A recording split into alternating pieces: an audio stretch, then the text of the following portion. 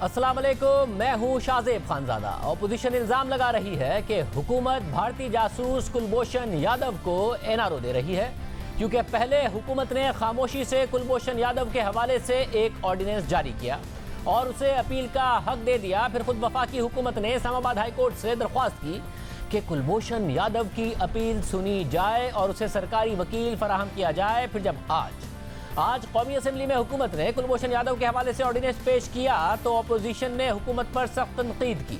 Peoples party के chairman Bilawal Bhutto Zardari ने कहा कि कुलभूषण यादव को एनआरओ दिया गया है। जितने एनआरओ वजीर आजम इमरान खान ने दिया है, पाकिस्तान की तारीख में किसी भी आमिर या किसी भी वजीर आजम ने इतने एनआरओ नहीं दिए हैं। ये जो सबसे लेटेस्ट एनआरओ है, जो कुलभूषण यादव के लिए एनआरओ है, ये ऑर्डिनेंस के तौर पे, जो मेरा पॉइंट ऑफ ऑर्डर था, प्रोमलगेट किया गया 20 मई को और गज़ेट में 29 मई में छापा गया। आपका रूल्स, आपका लॉ ये कहता है कि अगर हाउस सिटिंग में है तो आपको as soon as possible ordinance को हाउस में पेश करना चाहिए। अगर आप जुरिस्डिक्शन इंटरनेशनल कोर्ट्स का नहीं मान रहे, इसका ये नहीं मतलब कि आप पाकिस्तान के कानून से उसको एनआरओ दे दें। टांगी तरीन को भी एनआरओ मिला है, पीआरटी मंसूबा को भी एनआरओ मिला है, मालम जब्बा पे भी एनआरओ है, बिलियन ट्री सुनामी पे भी एनआरओ है, चीनी चोरी पे एनआरओ, आटा चोरी पे एनआरओ, तेल की चोरी पे एनआरओ। नून लीग के रहनुमा ख्वाजा आसिफ ने रद्देमल देते हुए कहा कि अब हुकूमत बताए कि कौन मोदी का यार है। आज क्या बात हो गई है कि हम बाकायदा कानून बना के उसको फैसिलिटेट कर रहे हैं। जब हम लोग हुकूमत में थे तो कुलभूषण यादव एक गाली थी, हमें ताने दिए जाते थे कि मोदी का यार है नवाज शरीफ और हम जो है इंडिया को अपीस कर रहे हैं। आज ये आइटम नंबर 4 जो है ये ला के कौन किसको अपीस कर रहा है, कौन जो है घुटनों के बल जाके उनको जो है उनके आगे सजदा रेज हो रहा है।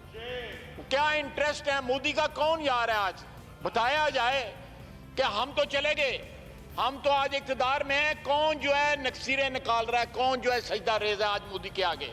लेट गए हैं। मैंने लेटने वाला लफ्ज नहीं इस्तेमाल करना चाहता था लेकिन अब इस्तेमाल हो गया है। जनाब चेयरमैन, ये इस तरह की लेजिस्लेशन ना करें, ये कौमी हमीयत और गैरत के खिलाफ है। कुलभूषण यादव दुश्मन है पाकिस्तान का, उसने एक्सेप्ट किया हुआ है, उसने इतराफ किया हुआ अपने जुर्म का, वो सजावार है, उसको सजा दी गई है। आप इंटरनेशनल प्रेशर में जो है, कभी आप किसी के प्रेशर में आ रहे हैं, कभी किसी के प्रेशर में आ रहे हैं। ये क्या हो रहा है आज?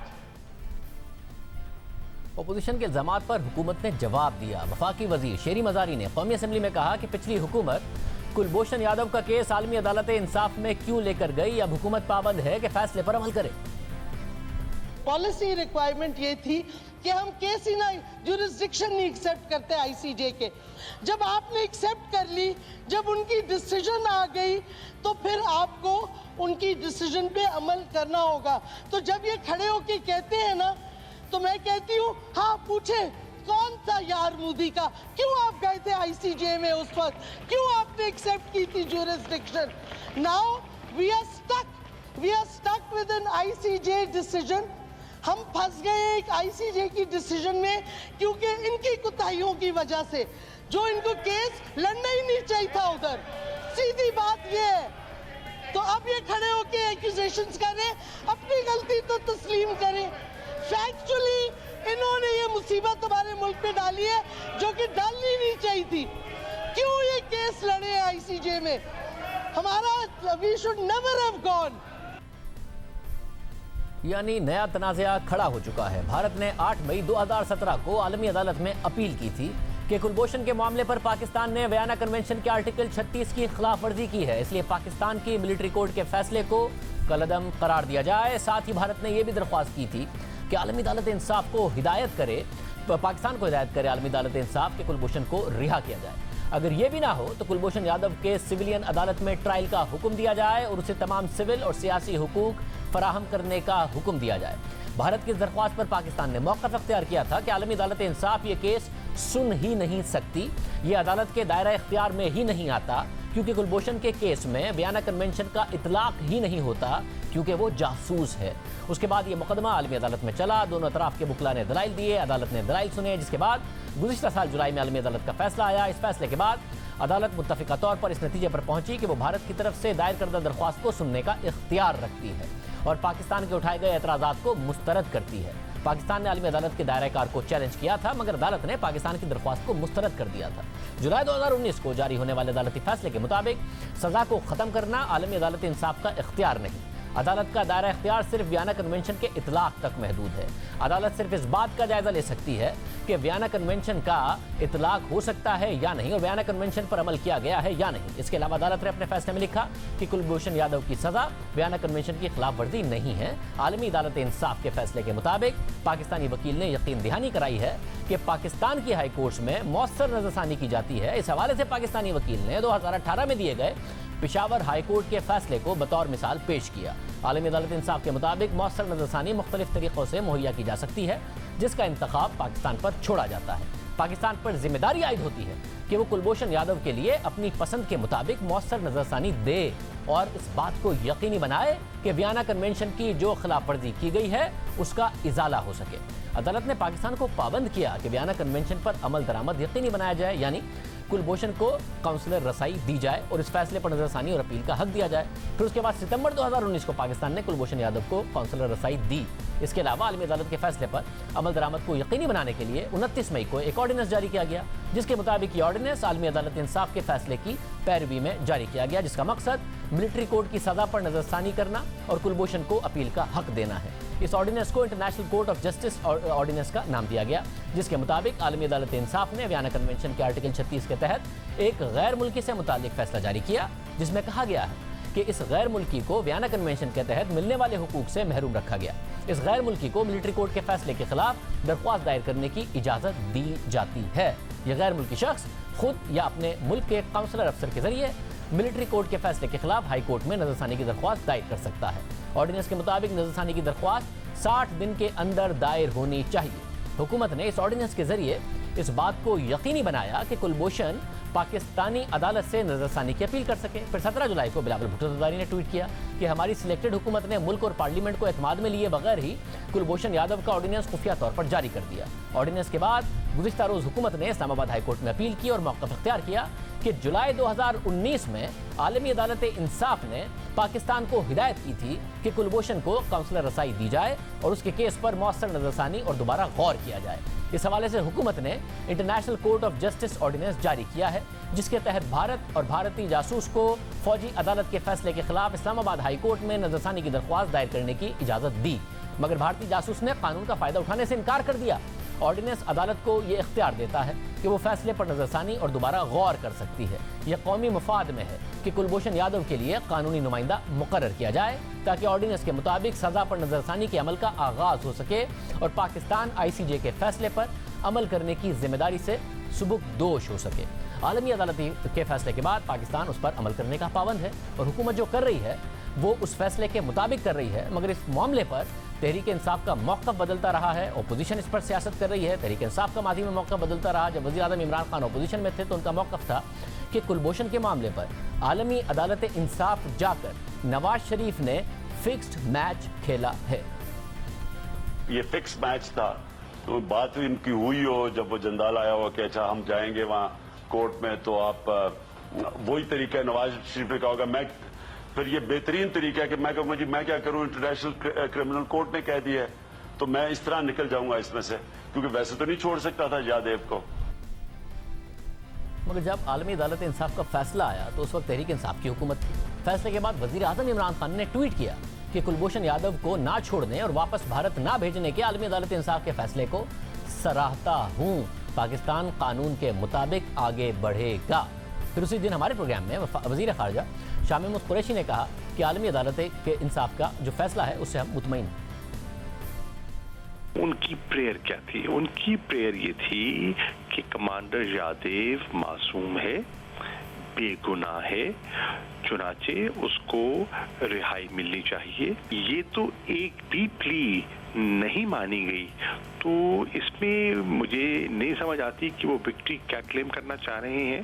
मैं तो समझता हूँ कि ये पाकिस्तान की इखलाकी फतह है। काउंसिल एक्सिस के हवाले से, दूसरे मामलात के हवाले से क्या आप करेंगे? भरपूर ताउन करेंगे, इंतजार करेंगे, भारत अप्रोच करता है, क्या पाकिस्तान का रद्द-ए-अमल हो? शाहजेब, हम एक जिम्मेदार मुल्क हैं और हमने इस सारे मामले में बड़ी जिम्मेदारी का सबूत दिया। भारत ICJ गया और आपके इल्म में है कि पूरा हमने केस जो है पूरी शदोमत से हमने लड़ा। तो आज की जो अनाउंसमेंट है वर्डिक्ट की, उससे पाकिस्तान तो बिल्कुल मुतमईन है। बैनुल-अक़वामी आलमी अदालत इंसाफ में केस चला तो कहा कि नवाज शरीफ ने मैच फिक्स किया है, फिर जब फैसला आया तो उसे वेलकम किया, और अब जब हुकूमत पर तनकीद हो रही है तो हुकूमत का मौक़िफ़ है कि पिछली हुकूमत ने गलती की, आलमी अदालत जाना ही नहीं चाहिए था। और नून लीग जिसने आलमी अदालत में केस लड़ा अब हुकूमत पर इल्ज़ाम लगा रही है। ऐसे इल्ज़ामात माजी में तहरीक इंसाफ गुज़िश्ता हुकूमत पर लगाती थी, अब उस पर खुद लग रहे हैं।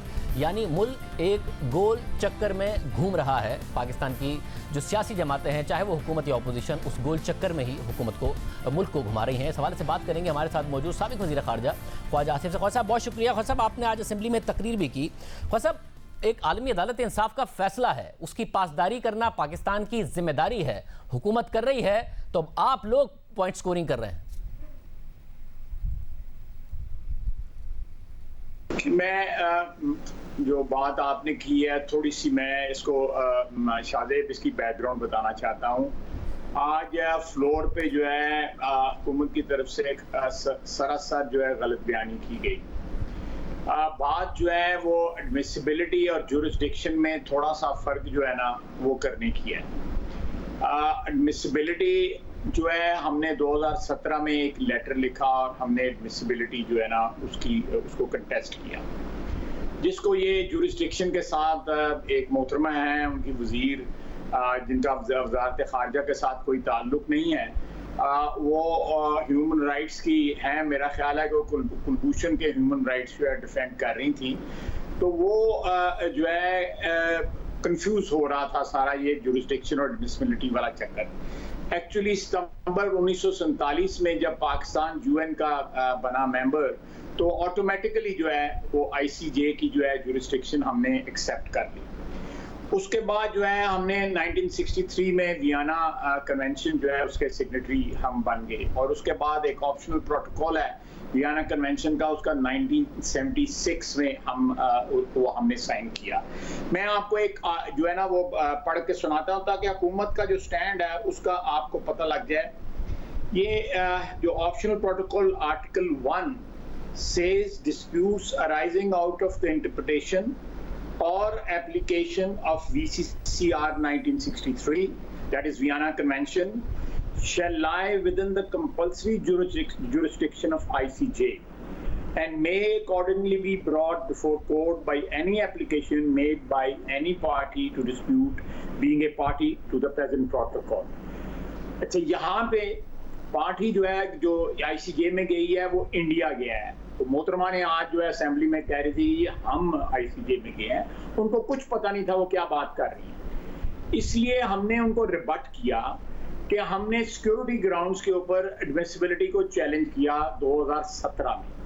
2017 में बिगिनिंग ऑफ 2017 जो हमारी बावजूद इस बात के कि हमारे वकला ने बड़ी सड़तोड़ कोशिश की, लेकिन वो इन जो एडमिसिबिलिटी पे हमारे जो सिक्योरिटी कंसर्न्स हमने पेश किए थे उसको उन्होंने एक्सेप्ट ना किया। अब बात ये है कि क्या हमारे वहाँ पे जो कैदी हैं, पाकिस्तान के जो हिंदुस्तान में कैदी हैं, जो कश्मीरी वहाँ पे कैदी हैं, जो दूसरे लोग वहाँ पे कैदी हैं, हुर्रियत पसंद जो है वहाँ पे कैदी हैं, क्या उनको कोई राइट्स नहीं है जो कुलभूषण को यहाँ पे राइट्स हैं, जिनके लिए हमारी गवर्नमेंट कंटेस्ट कर रही है कुलभूषण के राइट्स के लिए? क्या हमारी हुकूमत ने हिंदुस्तान में जो मुसलमान इस वक्त कैद हैं, जो लिंच हो रहे हैं, उनके राइट्स के लिए कहीं आवाज़ उठाई है? किसी इंटरनेशनल फोरम पे गए हैं, कश्मीरियों के राइट्स के लिए गए हैं? सिर्फ सरीना के बाहर जो है एक बोर्ड लगा दिया हुआ है कि आज 328 दिन हो गए, आज 335 दिन हो गए हैं। उस बोर्ड के अलावा कश्मीर पे किसी ने कोई आवाज़ नहीं उठाई।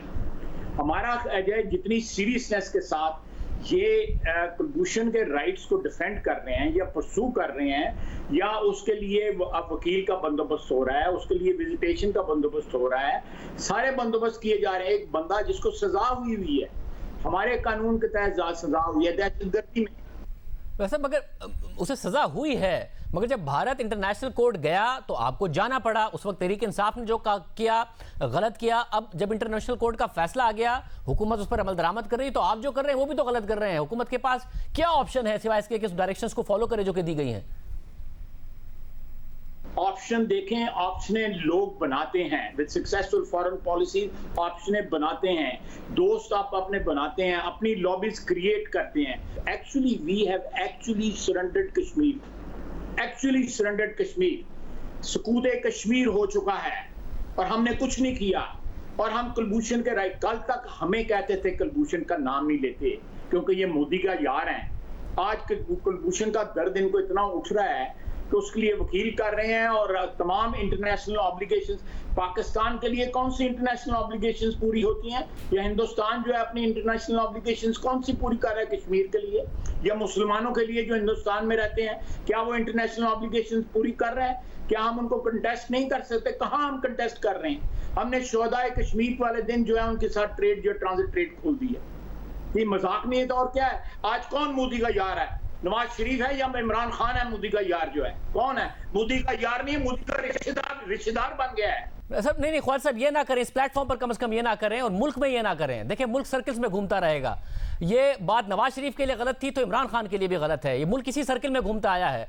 नहीं थी मोहतरमा फातिमा जिन्ना गद्दार, नहीं थी बेनजीर भुट्टो गद्दार, नहीं है इस मुल्क के सहाफ़ी गद्दार, नहीं है इस मुल्क के शायर गद्दार, नहीं था नवाज शरीफ मोदी का यार, नहीं है इमरान खान मोदी का रिश्तेदार। सर्किल्स में ना घुमाएं। करोड़ों वोट लेने वाली लीडरशिप मुल्क से मुश्किल से पैदा होती है किसी भी मुल्क में। ये ना करें, मुल्क के साथ अपने मसले हल करें। या गद्दारी और यारी के फतवे ना बांटें, मुल्क नहीं आगे बढ़ेगा।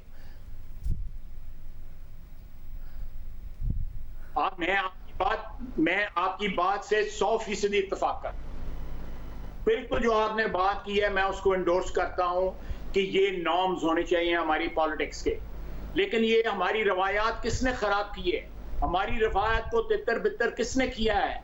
सियासत में जो लिहाज था, जो आंख की शर्म थी, वो कहां चली गई है? इन्होंने जो कंटेनर पे खड़े होकर लोगों की शलवारें गीली होने का ताना दिया या इंदिया दिया, जो बिल फाड़े, जो गालियां थी, जो जबान इस्तेमाल की 126 दिन, क्या वो सियासी रवायत है हमारी? या ये सियासी रवायत है? नवाज शरीफ इनके घर चल के गया था सुलह के लिए। नवाज शरीफ ने अपने दौरे हुकूमत में अपोजिशन की हुकूमतों को उंगली तक नहीं लगाई, उनके साथ कोऑपरेट किया। हमने इनकी हुकूमत को जो है नेट हाइडल प्रॉफिट दिया 72 अरब रुपए का। हमने रवायात पूरी की हैं। क्या इन्होंने रवायात पूरी की है? ना अपोजिशन में की है, ना पावर में की है। मगर फिर अब इसका वे आउट क्या है? अगर रिवायात पूरी हो बहुत ज्यादा लाजमी है, मगर इंटरनेशनल ऑब्लिगेशंस पूरी करनी है पाकिस्तान ने, वो भी लाजमी है। आईसीजे का फैसला है और क्या करे हुकूमत? मेरी बात सुने। रवायात की बात हो रही है, क्या मीडिया के साथ रवायात पूरी की है हुकूमत ने? क्या आपके साथ जियो के साथ रवायात पूरी की है? या जो मतीउल्लाह को परसों जो है उठाया गया वो रवायात पूरी हुई है? ये कौन सी रवायात की बात करते हैं? इंटरनेशनल ऑब्लिगेशन पूरी करने की बात करते हैं? क्या मुल्क के अंदर जो आइन की ऑब्लिगेशन है जिनके तहत मुल्क गवर्न होता है वो पूरी कर रहे हैं? ये कौन सी रवायात की बात करते हैं? ये इंटरनेशनल ऑब्लिगेशन जो है आप अपीजमेंट के लिए जो है घुटने टेकने के लिए, तो बड़ी बड़ी हुकूमत के पाकिस्तान में राय जो है जिन लोगों ने वोट हमें दिया हुआ है या पीपल्स पार्टी को दिया हुआ है या जेयूआई को दिया हुआ है या किसी और, उनके आगे उनकी राय का भी तो एहतराम करें। मीडिया की आजादी का भी तो एहतराम करें, जो आइन गारंटी करता है उसका भी तो एहतराम करें। इंटरनेशनल कन्वेंशन जो है उसका एहतराम करते हैं, वो ऑब्लिगेशन पूरी करते हैं। लेकिन वतन अजीज के साथ, वतन अजीज के अंदर जो वोट की इज्जत की जो ऑब्लिगेशन है उसको भी तो पूरा करें ना। साहब तो आप लोग इनसे इन रिवायात की पासदारी कराने के लिए इन्हें पार्लियामेंट में मजबूर करें, फ्लोर ऑफ द हाउस पर मजबूर करें, सड़कों पर मजबूर कर लें ताकि ये रिवायात की पासदारी करें, बजाय इसके कि उसी साइकिल में पाकिस्तान वापस जाए कि एक दूसरे के बारे में इस किस्म के फतवे हों। आप मजबूर करें इन्हें।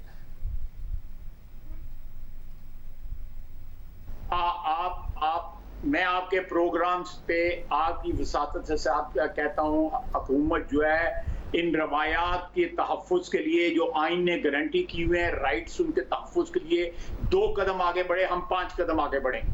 मैं आपके तवज्जुह से कहता हूँ, मैं आपकी जो कहता हूँ कि आप बने हमारे जो है इस बयानिए को आगे बढ़ाएं। हम रवायात पूरी करने को तैयार हैं। आइन की पासदारी करें, हकूक़ की पासदारी करें। जो आइनी अदारे हैं, जो हुकूमती अदारे हैं, उनको अपने ज़ाती मकासद और अपनी ज़ाती अना की तस्कीन के लिए ना इस्तेमाल करें। लोगों को जो है कंटेनर पे चढ़ के गाली ना दें, नवाज शरीफ को मोदी का यार ना कहें। आज हमने भी मोदी का यार कहा है, हमने स्कोर सेटल किया है। मैं बांगे दोहल ये बात करता हूँ, हमने स्कोर सेटल किया। मगर ख्वाजा साहब, स्कोर सेटल करने से मुल्क नहीं आगे बढ़ेगा। फिर आपके साथ जो हुआ, जो ख्वाजा साद रफ़ीक के साथ हुआ, जो शाहिद खान अब्बासी के साथ हुआ, जो मिफ्ता इस्माइल के साथ हुआ, जो एहसन इकबाल के साथ हुआ, जो मरियम नवाज के साथ हुआ, जो नवाज शरीफ के साथ हुआ, जवाब में आप लोग भी यही करेंगे, स्कोर सेटल करेंगे तो हम सर्किल में घूमेंगे, मुल्क नहीं आगे बढ़ेगा। आप बिल्कुल बात सही कर रहे हैं, लेकिन ताली दोनों हाथों से बचती है। आप नौजवान हो, आपकी बड़ी अल्लाह ताला आपको उम्र दराज अता फरमाए। आप हमसे बेहतर पाकिस्तान में जो है जिंदा रहें और उसमें फले फूलें। मैं आपको कह रहा हूँ 2 कदम आगे बढ़े, हम 5 कदम आगे बढ़ते हैं, लेकिन खुलूस का इजहार तो करें। Other for tit for tat ये चलता रहेगी, इस तरह की सियासत जो है। हम तो आज भी पाकिस्तान मुस्लिम लीग नून और पीपल्स पार्टी जो है यकतरफा एहतसाब का जो है वो कर, आप इंटरनेशनल ऑब्लिगेशंस पूरी कर रहे हैं। आप पाकिस्तान के अंदर जो आइन की ऑब्लिगेशन उसको भी पूरा करें, क्यों नहीं पूरा करते? ख्वाजा साहब, यानी हुकूमत की जिम्मेदारी है कि जो पाकिस्तान के शहरियों के साथ, चाहे उनका फ्रीडम ऑफ स्पीच हो, चाहे उनकी फ्रीडम ऑफ मूवमेंट हो, ये जो गिरफ्तारियां सारे के सारे मामला वो सारा पूरा करे, मगर इंटरनेशनल अपनी ऑब्लिगेशंस भी पूरी करे। जो कॉन्स्टिट्यूशनल ऑब्लिगेशंस पाकिस्तानियों के साथ हैं वो पूरा करो, इंटरनेशनल भी पूरा करे, कम से कम इस वाले फोरम पर। और आप ये बात ना हो रही हो कि कौन मोदी का यार, कौन मोदी का रिश्तेदार है। जो इंटरनेशनल ऑब्लिगेशंस है वो पूरी करे, सियासत ना हो रही हो, जो आपके साथ हुआ वही ना हो। ये बात सुने, ये रेजोनेट होती बातें हैं, इसकी गूंज बाकी रहती है। जो इन्होंने असेंबली में इस इशू पे किया था उसकी बाज़गश्त थी, आज ये उसकी गूंज थी, उसकी बाज़गश्त थी। ये आवाज जो है वही दोबारा वापस आ रही थी। What goes around, what goes comes around, what goes around comes around। ये वो बात है। ये मैं कोई खुशी से ये बात नहीं कह रहा शाहजेब। हमने अगर रवायात बनानी है तो जो इस वक्त पावर में है और रवायात बनाए। उन्होंने गद्दार हमें कहा, उन्होंने हमें मोदी का यार कहा। अब कौन जो है दुआएं मांगता था मोदी की सक्सेस की इलेक्शन में? इमरान खान साहब ने खुद कहा मैं दुआ मांगता हूँ। इमरान खान साहब ने खुद कहा कि मैं मिस्ड कॉलें मारता हूँ, वो मेरी कॉल नहीं अटेंड करता। ये क्या हो रहा है? What is this? कोई कंसिस्टेंसी बता सकते हैं 2 साल के अंदर? किसी चीज में कंसिस्टेंसी है? मियां नवाज शरीफ चल के गया इनके घर। मियां नवाज शरीफ ये गिरे, मियां नवाज शरीफ पहला बंदा इलेक्शन कैंपेन छोड़ के इनके पास इनकी खैरियत दरियाफ्त करने गया। उसके बाद ये भी इलाज के लिए बाहर चले गए थे। लोगों को ताना देते हैं, ये भी इलाज के लिए बाहर चले गए थे। ये सारी बातें जो हैं, कोई हम फरिश्ते नहीं हैं कि हम जो है भूल जाएं और बिल्कुल दिल साफ करके ना। दिल हमारे दिल जो है, जो मियां नवाज शरीफ के साथ पिछले 3-4 साल में हुआ है, जो जबान इन्होंने बोली है, जिस किस्म का ट्रीटमेंट इन्होंने दिया मियां नवाज शरीफ को, वी आर ह्यूमंस। हमसे नहीं भूला जा सकता।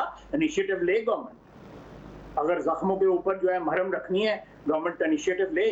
वी विल रिस्पॉन्ड, उसको डबल रिस्पॉन्ड करेंगे, उसको ट्रिपल रिस्पॉन्ड करेंगे। Let the government take the initiative. लेकिन बगैर इनिशिएटिव के हम लवी डबी बन जाएं, ये नहीं हो सकता। This is not possible. We are humans और हम बड़े खताकार इंसान हैं। हमसे ये नहीं हो सकेगा।